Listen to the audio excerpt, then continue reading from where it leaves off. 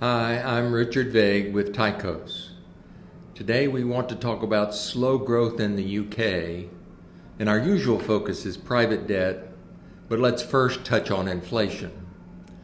High inflation in the US came to an end last July, though moderate 3 to 4% inflation may persist. Inflation in France and Germany is higher, and inflation in the UK is higher still. Why? A key factor is energy prices, which are just one of the components accounting for the difference. Natural gas prices in the US are $2 per million BTU, where in Europe they're $10. Though much lower than the peak of $70 last summer, they are still 5 times higher than the US and double the average price pre-pandemic in 2019, all related to Europe's legacy dependence on Russia for natural gas, which is now, of course, constrained due to their support for Ukraine. In the UK, you can add to that the upward cost pressure from Brexit, which is the radical restructuring of supply and trade agreements with their most important trade partner, the EU. Regardless of the long-term impact of Brexit, over the short term, it's disruptive, especially to costs. Now back to growth. Post-pandemic GDP growth rates in France and Germany are slower than the US, but that's even more true in the UK, where GDP has not yet even reached its pre-pandemic level. Why? GDP growth rates in France and Germany are slower because their private sector lending growth is slower, and once again, that's even more true in the UK. Recall that GDP growth is by and large a function of the growth in spending by the private and government sectors, and those in turn are primarily fueled by private sector and government sector debt growth. Just a quick note on Germany. They have also suffered the effects of declining net exports to GDP, which in the past gave them an advantage in maintaining high GDP growth without debt growth. Government debt growth is flat for all 4 countries, so that does not explain why the UK's growth is slower than the others. It's private debt growth that's the issue. Is their lending growth slower because their interest rates are high, stymieing loan growth?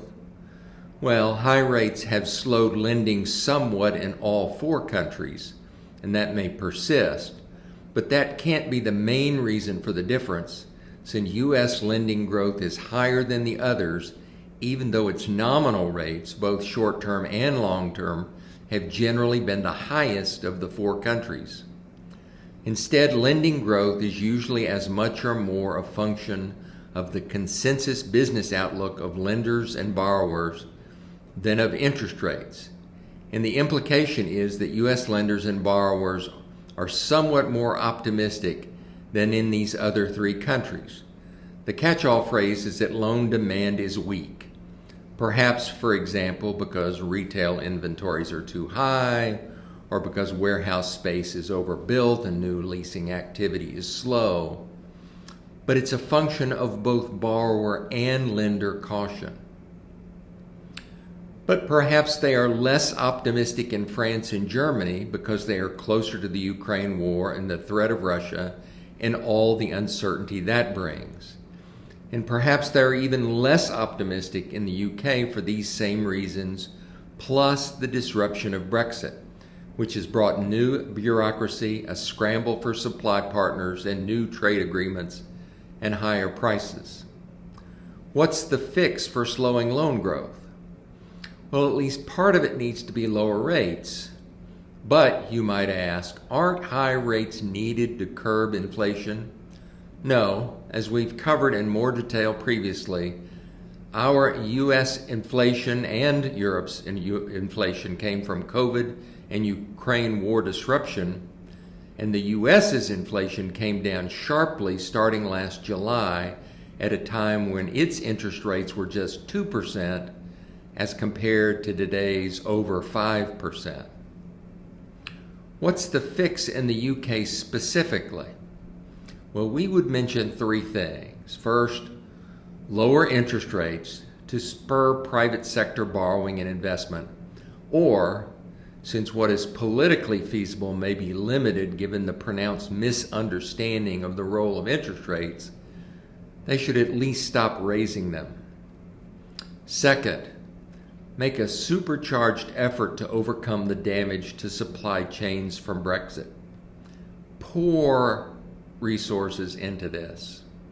Third, perhaps even dole out a dollop of government spending, preferably on something uncontroversial and universally recognized as beneficial, like infrastructure. However, the political ability to do that may be constrained by the Truss legacy, which was a debacle that had more to do with the weak pound and the trade deficit than the size of the government's debt. Thanks. That's it for this week.